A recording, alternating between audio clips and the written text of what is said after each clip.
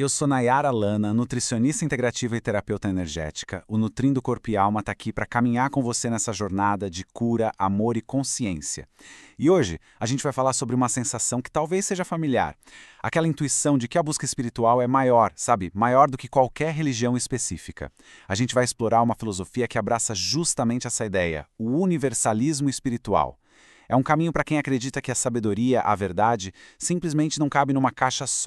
Essa pergunta aqui já joga a gente direto no centro da questão. E se a nossa conexão com o divino não precisasse de uma carteirinha, de uma lealdade a um único caminho? E se fosse possível, sei lá, beber de várias fontes de sabedoria sem sentir que a gente precisa se rotular?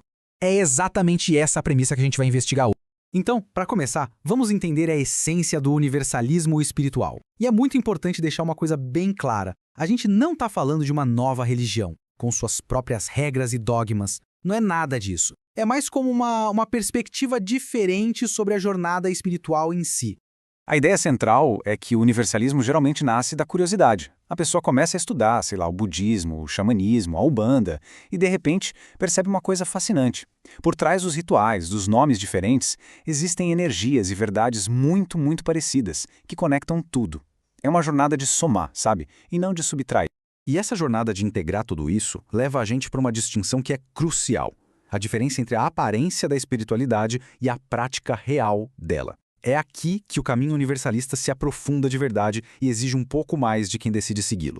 Essa citação, para mim, resume tudo perfeitamente. A verdade aqui não é um livro, uma regra escrita, mas sim a experiência vivida, a conexão que se sente de fato. Isso passa a ser mais importante do que qualquer dogma. É quando a prática supera o rótulo. E olha só, essa tabela deixa essa diferença bem clara. De um lado, a gente tem o rótulo, que é focado em pertencer a um grupo, em seguir os dogmas, naquela aparência externa. Do outro lado, tem a prática, onde o foco é totalmente diferente. É sobre experienciar, é ser guiado pelo sentir, pelo discernimento interno. A busca do universalista é exatamente essa, se mover da coluna do dizer que é, para do de fato fazer. Mas o que significa na prática viver essa liberdade toda e abandonar os rótulos? Porque, por mais libertador que pareça, essa jornada também tem seus desafios. Desafios bem reais, viu? Muitas vezes, esse pode ser um caminho bem solitário. A falta de um rótulo claro pode gerar uma baita incompreensão ou até julgamento por parte de amigos, da família, pessoas que estão acostumadas com definições mais rígidas, né?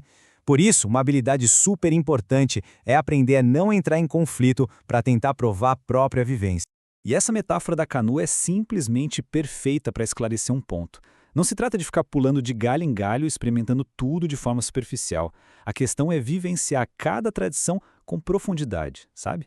É entender a essência dela para só então integrar o que realmente ressoa com a gente. É sobre profundidade e não sobre variedade por si só. Ok, então se não existe um dogma único, um livro de regras, qual é a ferramenta de navegação? Como a gente se guia? A resposta está numa habilidade interna que é fundamental. Essa bússola interna se chama discernimento. É a nossa capacidade de sentir a energia de uma prática e avaliar com honestidade se aquilo está fazendo bem ou não. Essa habilidade que permite que a gente se guie pelo que nutre nossa alma, seja uma tradição de milhares de anos ou algo completamente novo. Vamos detalhar um pouco esse processo. Funciona mais ou menos assim. Primeiro, a gente se abre para experimentar algo novo. Depois, o passo mais importante, prestar atenção em como se sente energeticamente. A pergunta é bem simples. Isso me trouxe bem-estar ou me trouxe mal-estar? Me trouxe alívio ou ansiedade? Se fez bem, ótimo, a gente continua. Se não fez, a gente simplesmente para, sem culpa, sem apego. A nossa própria sensação é o guia. Então, no final das contas, como tudo isso se junta? Como é que o universalista vive a sua espiritualidade no dia a dia, integrado com o mundo, com a vida real? Na base de tudo, do universalismo, está a crença numa centelha divina. Uma energia universal que está presente em absolutamente tudo e em todos. É essa força única que dá origem a todas as diferentes práticas e religiões que existem. Elas seriam, então, só caminhos diferentes para a gente se conectar com a mesma e única fonte.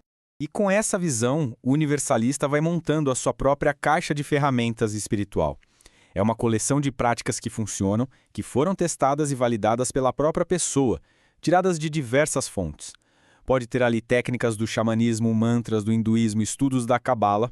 São múltiplas ferramentas para se manter em atividade, em equilíbrio, aqui no mundo material. E para finalizar, fica essa reflexão, que é bem profunda, né? O caminho universalista convida a gente a questionar uma necessidade humana muito básica, a de pertencer. Ele propõe uma troca, abrir mão da segurança de um rótulo pela liberdade de se conectar com o todo, de uma forma muito mais ampla e pessoal. A escolha, no fim das contas, é de cada um. Se você gostou desse vídeo, comente, curta e compartilhe para que mais pessoas iniciem sua jornada de cura e consciência.